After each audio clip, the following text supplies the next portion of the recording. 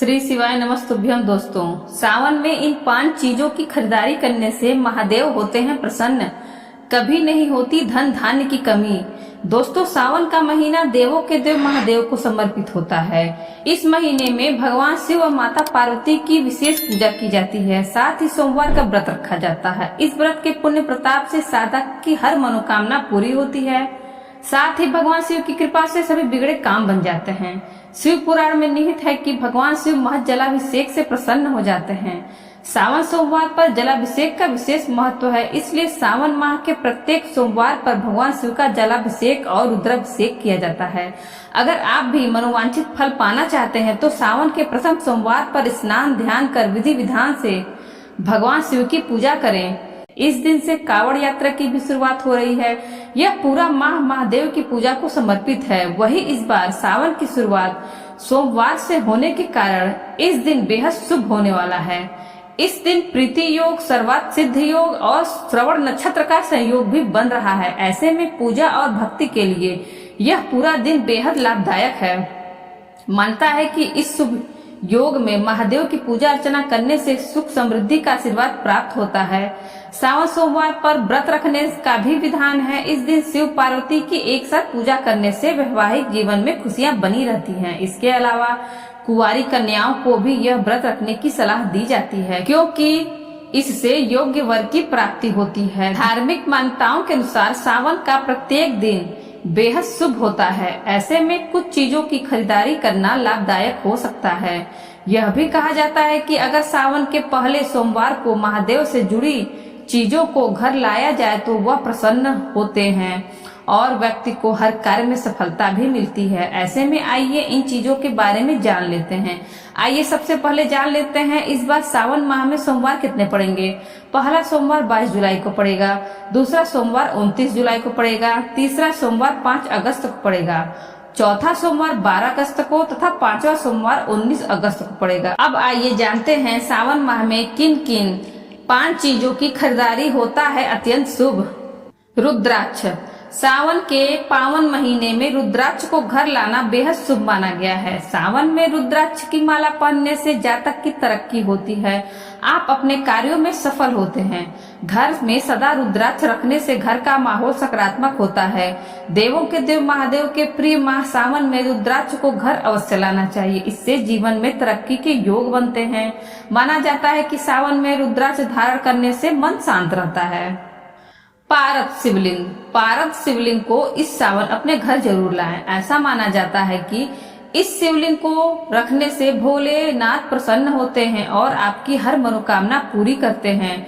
सावन में आप पारद शिवलिंग को घर ला सकते हैं। इससे भोलेनाथ प्रसन्न होते हैं और हर मनोकामना पूरी करते हैं। चांदी या तांबे का त्रिशूल।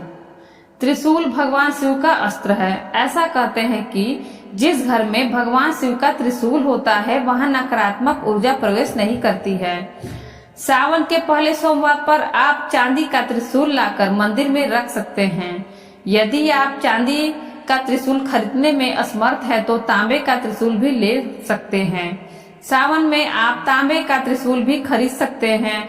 मानता है कि महादेव का त्रिशूल हमारी रक्षा करता है, साथ ही यह कई बुरी शक्तियों से भी बचाव करता है। चांदी का कड़ा। भोलेनाथ हमेशा अपने पैर में एक चांदी का कड़ा धारण करे हुए हैं। ऐसा माना जाता है कि अगर आप सावन के महीने में चांदी का कड़ा पहनते हैं तो यह बेहद शुभ होता है। माना जाता है कि सावन में जातक को चांदी का कड़ा खरीदना चाहिए। इससे धारण करने पर आर्थिक स्थिति सुदृढ़ होती है और महादेव की कृपा अपने भक्तों पर सदैव बनी रहती है। डमरू। भगवान शिव नृत्य और संगीत के प्रवर्तक हैं। शिव जी के डमरू में न केवल 7 सुर हैं बल्कि उसके अंदर वर्णमाला भी हैं। शिव जी का डमरू बजाना आनंद और मंगल का प्रतीक है। वे डमरू बजाकर भी खुश होते हैं और डमरू सुनकर भी। नित्य अगर घर में शिव स्तुति डमरू बजाकर की जाए तो घर में कभी अमंगल नहीं होता है। सावन के पहले सोमवार को आप डमरू भी खरीद सकते हैं। मानता है कि इसे बजाने से भोलेनाथ प्रसन्न होते हैं। भस्म। भगवान शिव इस दुनिया के सारे आकर्षण से मुक्त हैं। उनके लिए यह दुनिया, मोह माया, सब कुछ एक राख से ज्यादा कुछ नहीं है। सब कुछ एक दिन भस्मीभूत होकर समाप्त हो जाएगा।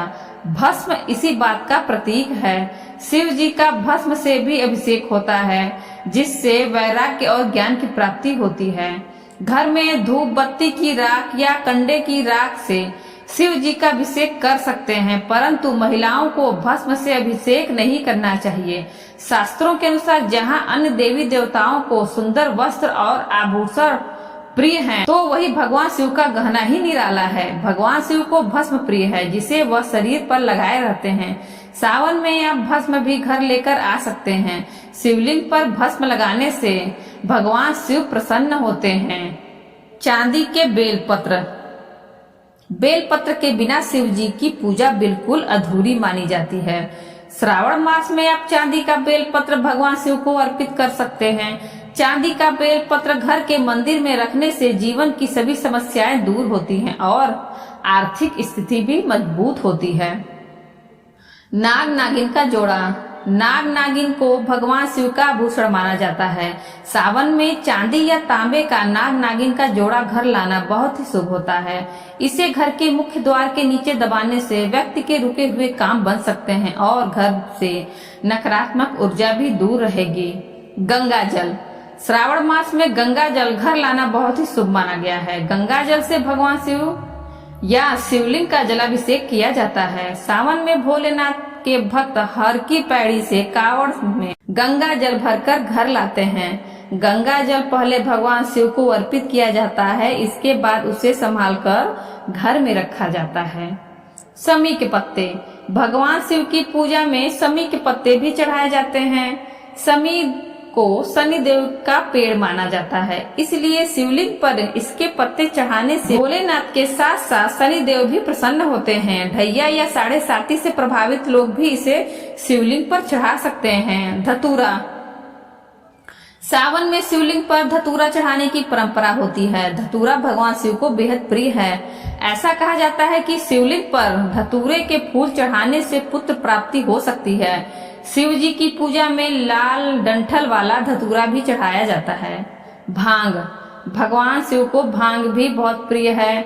वैसे तो यह एक नशीला पौधा होता है, लेकिन आयुर्वेद के साथ साथ शिव जी की पूजा में इसका विशेष महत्व बताया गया है। सावन में भांग से शिव जी का श्रृंगार करने से मनोवांछित वरदान मिल सकता है। बिल्व पत्र। जीवन में कोई संकट हो या काम में रुकावट आ रही हो तो सावन में भगवान शिव को बिल्व पत्र यानी बिल्व के पत्ते जरूर चढ़ाएं। शास्त्रों के अनुसार बिल्व की जड़ में स्वयं भगवान शिव का वास होता है। आख या मदार के फूल। भगवान शिव को आख के फूल भी अर्पित किए जाते हैं। शिव पुराण के अनुसार लाल और सफेद रंग के आकड़े के फूल चढ़ाने से मोक्ष की प्राप्ति होती है। इसका पौधा मुख्य द्वार पर लगाना भी बहुत शुभ माना जाता है। त्रिपुंड। सतोगुण, रजोगुण और तमोगुण तीनों ही गुणों को नियंत्रित करने के कारण शिव जी त्रिपुंड तिलक प्रयोग करते हैं। यह त्रिपुंड सफेद चंदन का होता है। कोई भी व्यक्ति जो शिव का भक्त हो त्रिपुंड का प्रयोग कर सकता है। त्रिपुंड के बीच में लाल रंग का बिंदु विशेष दशाओं में ही लगाना चाहिए। ध्यान या मंत्र जाप करने के समय त्रिपुंड लगाने के परिणाम अत्यंत शुभ होते हैं। दोस्तों, वीडियो अच्छी लगी हो तो वीडियो को लाइक करें और ज्यादा से ज्यादा अपने मित्रों के साथ शेयर करें और बेल आइकन दबाना ना भूलें, जिससे आगे आने वाले वीडियो की नोटिफिकेशन आपको सबसे पहले मिल सके। और इसी तरह के वीडियो देखने के लिए हमारे चैनल हिंदी कहानी नई पुरानी को सब्सक्राइब करें। धन्यवाद।